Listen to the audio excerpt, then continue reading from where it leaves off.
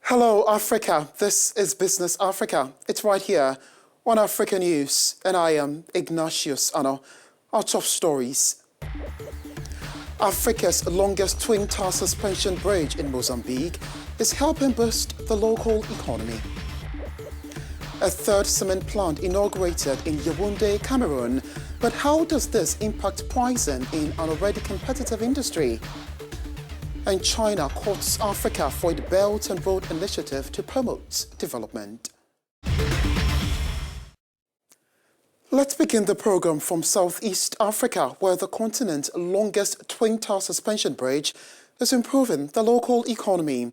The over $785 million project in Mozambique is not only helping locals cut back on high transport fares, but saving them of one of life's priceless needs: time. Michael Debe reports that the project has also provided skills training opportunities for thousands of local employees. The Maputo-Katembe Bridge in Mozambique could help improve people's livelihood and boost the economy of the Southeast African country. The bridge, now the longest suspension bridge in Africa, which hovers across the Maputo Bay with a main span of 680 meters, was officially opened to traffic last November. The 3-kilometer-long bridge connects the capital Maputo on the northern bank with its disjoint suburb of Katembe on the southern bank. Jiu, a local resident living in Maputo, says before the bridge was constructed, it took him about 2 to 3 hours by ferry, but now it takes only several minutes. Yeah, I'm buying the food in South Africa. I'm going to Maputo. Before, I was taking maybe 5 hours to reach border. It was long queue and then the road was bad. But now, if you need to go to Boani, go is easy. Construction of the $785.8 million project started in June 2014. 95% of the funding provided by China to preferential and buyer's loans. According to the contractor, the project has generated to date 3,788 jobs for the locals and provided skills training opportunities for thousands of local employees. The Lafarge Group has inaugurated a third cement plant in Cameroon. It's a first for the capital, Yaounde. The French industrial company has 2 plants in Douala and Fugu in the north of the country. The cement market is largely dominated by Cimaf Cameroon, Mira Cement, Dangote and Metem in the Central African nation and neighboring countries. Players say the cement industry experienced a difficult year in 2018, but are hopeful for a rebound this year and beyond. Delphine Josim is director of Lafarge Group in charge of Central and West Africa. I always say this when I visit a customer. Let's take the example of the one who manufactures blocks, which is important for him. Indeed, the facial price of the bag is more important. But what is more important, on the one hand, is to know how many blocks can make this bag. And on the other hand, what will be the quality of the blocks produced? Because today, the Cameroonian construction market is changing and becoming more and more sophisticated. The group's most contemporary plant is expected to produce 500,000 tons of cement per year. The plant will also produce new types of cement in terms of resistance using state-of-the-art technology, the company says.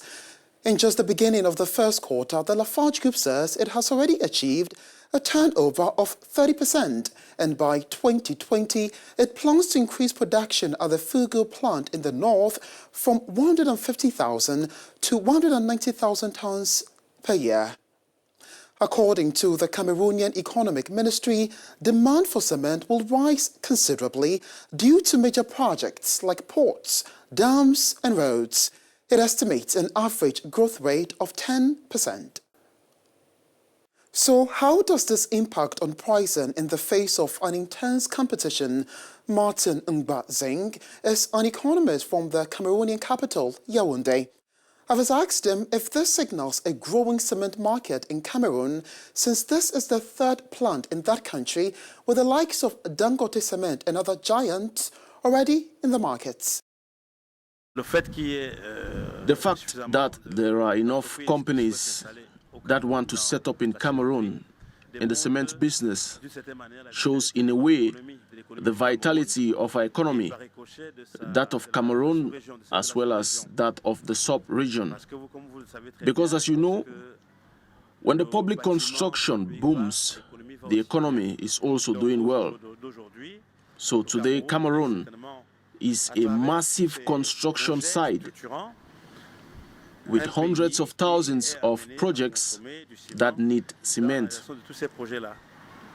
So naturally, the fact that Dangote is here, the fact that CIMAF is here, and Metsem and Simencam, which makes it 4, is enough proof to show that our economy is progressing, even if it is not very visible. But you know, when the buildings are erected, it means demand for cement, which is good for the economy, and a drop in unemployment. So, despite this dynamism, is there not a significant impact on cement costs? It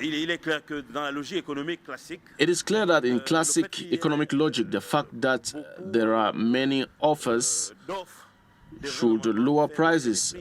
But we are in a kind of an oligopolistic market. That is where a market where a handful of companies manage a whole sector. And of course, that should naturally lower the prices per bag of cement in Cameroon. But that is not the case today. It could be due to those companies that started the business. They sort of monopolize and control the operating systems like prices as well as supplies. A form of dictatorship, making it difficult for newcomers into the sector. It is clear that we see today this impact of the 4 cement producers does not really allow us to see how the price of cement is falling. And what are the prospects for the cement market in Cameroon in the medium to long term? With regard to all the projects initiated by Cameroon to emerge in 2035, we concretely believe that the prospects for this sector of activity, can only be positive. Because you know very well that apart from what has already been initiated, there are all the programs, for example, social housing of the state, the paved roads, bridges to construct. And of course, there is also the sub-region with CEMAC and Central Africa. In reality, the cement sector can only be a sector of good performance in terms of expectations. And we can say it without doubt that this sector will progress, and we learn that there is a 5th cement producer in sight. This simply shows that it is a promising sector because there is appetite. So the prospects are good in this sector.